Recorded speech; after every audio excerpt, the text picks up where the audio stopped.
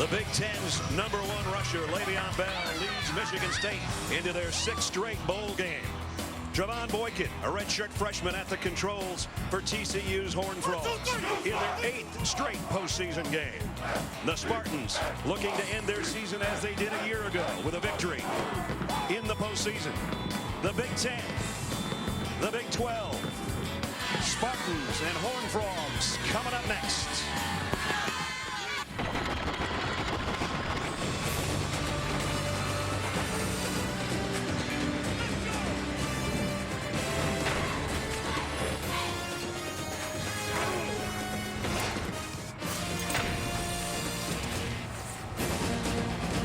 We welcome you to the 2012 Buffalo Wild Wings Bowl. From Tempe, Arizona, beautiful night for football. A lot of purple in the stands. TCU and Michigan State set to get together here at Sun Devil Stadium. And we welcome you, everybody. Happy holidays. Brad Nessler along with Todd Blackledge.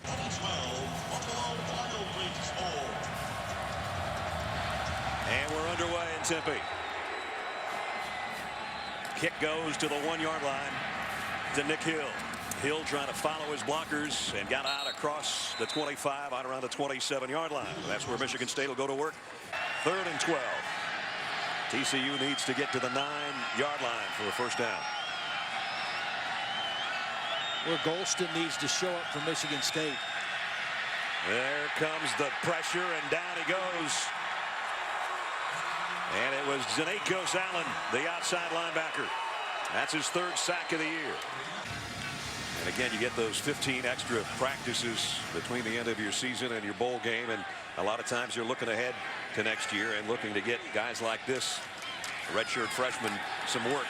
Here he is throwing on the run and throws a strike to his tight end, Deion Sims. And he's going to have a first down, I think. A long 2 yards on 3rd down. And now Boykin, the option pitch. Catalan not going to get there. Michigan State, and they'll hold, and the ball came out at the end. Chris Norman, the outside linebacker, kept stretching that thing out. A little over 4 minutes to go in the quarter. Tucker and Catalan in there together again. The 2 guys sharing tailback duties. They're both in there with Boykin. Play action, little mix up there, but he lofts one out. It's intercepted. Picked off by Isaiah Lewis.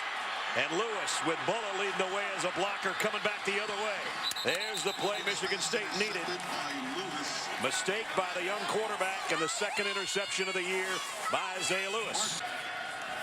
Still looking for a big gainer. This one's going to be big enough for a first down, though. And he's still backpedaling his way out around the 35-yard line. I think they'll say he was down at the 34. 3rd down, 7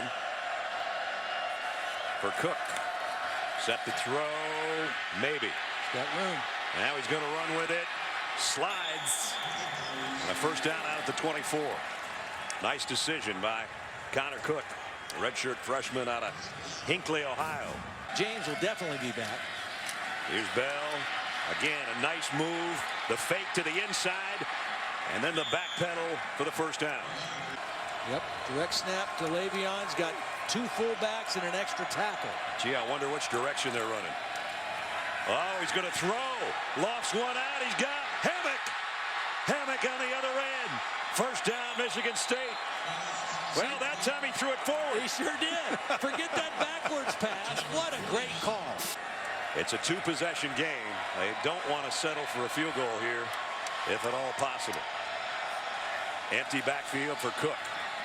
Scans the field, fires across the middle, crossing route, first down and more. Touchdown, Aaron Burbridge.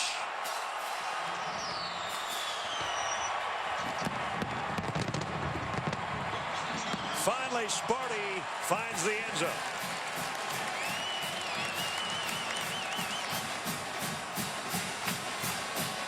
Well, that was a little bit of a mismatch. It was a wide receiver, Burbridge, working on the walk-on linebacker, Hasley. Hasley not only got beat on the route, but he missed the tackle. And a completion turned into a touchdown for the Spartans. Dan Conroy in for the point after. He's hit 78 straight extra points. 79. I think if you're Trevon Boykin here. If you don't see something quickly on the throw, use your legs to make a play. 3rd and 4, pick it up as a runner if you don't have a quick open throw. There's the look, 1-2, and he's trying to get out of there, Todd. Running to the far sideline and get there. See, not quick enough, though. Games that were one-possession games. And that time an NCAA record. Here's Bell into the secondary for the first time tonight. And he takes out half the TCU bench when he lands on their bench. As you look behind Sadler. Dawson backpedals, dropped the ball inside the 5.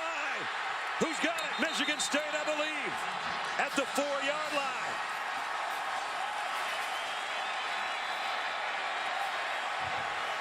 Well, this was an incredible punt, Brad. This ball was a rocket that just kept driving deep.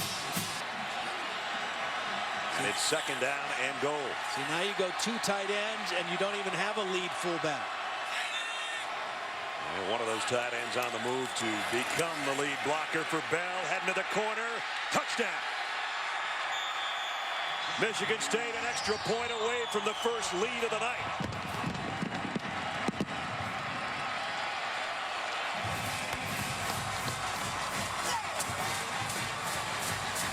Amazing turnaround from halftime when it was 13-0. And again, a little bit like the Georgia game last year, Michigan State coming up with big plays when they needed them in the second half. But this one started with a miscue on the punt return. Pretty quick thinking, too, by Dan Rauscher, the offensive coordinator, to go with the tight end in the backfield when you lost your starting fullback. Extra point is good. They're 7 minutes away. Still a lot of ball left, though. Boykin in trouble. Golston's got him collared. Anyway. 3rd and 13.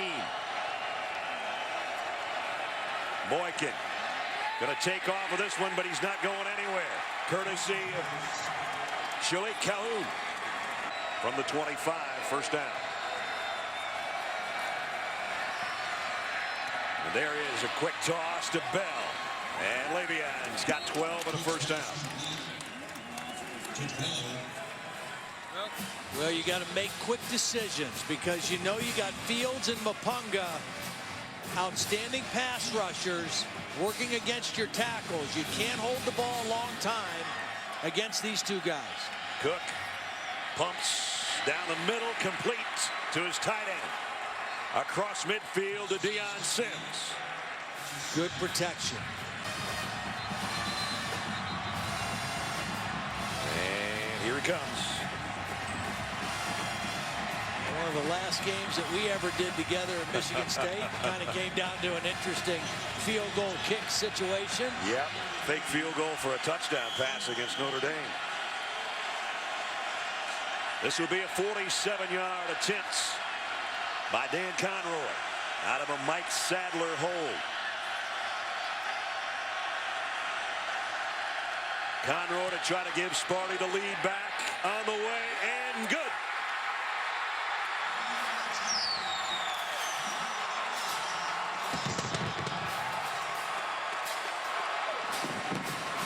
And still 61 seconds to play.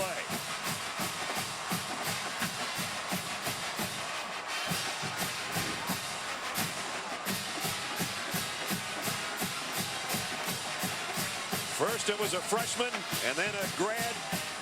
And now you're backed up TCU at your own 22-yard line. Golston right there. Boykin steps up on the run. That's not what they needed, but they've got a timeout left. And here they are, 1 play away. 4th down and 17 for TCU. This is your ball game. Boykin steps up, fires long, and it is incomplete. Somehow there was a guy running all by himself for TCU, though. Holding on the offense, number 69. That penalty is declined. And Michigan State and their faithful can thank their kicker. and thank their defense and how they played in the second half. What a wild ending. And now Michigan State can take a knee and have back-to-back bowl wins. Georgia last year in a come-from-behind effort, and TCU tonight in dramatic fashion with a 17-point second half to win it 17-16, the final score. Two good coaches right there meeting at midfield, and both look forward now to 2013 after a close battle here tonight in Tempe. Our Capital One player of the game, Le'Veon Bell, held in check in the first half, showed why he's one of the top backs in the country in the second half. Dan Conroy, the senior kicker, playing his final game for Michigan State, hits the game winner. Don't forget the trophy ceremonies on ESPN3. Sports Center is coming up next. Capital One Bowl Week continues tomorrow at noon on ESPN. Franklin American Mortgage, Music City Bowl, NC State and Vandy. I want to thank you for watching ESPN. Home of the Discover BCS National Championship game. That's going to do it from Tempe, Arizona. For Todd Blackledge, Holly Rowe, Brad Nessler, Happy New Year, everybody. We'll see you with Oregon and Kansas State in the Tostitos Fiesta Bowl when next we meet.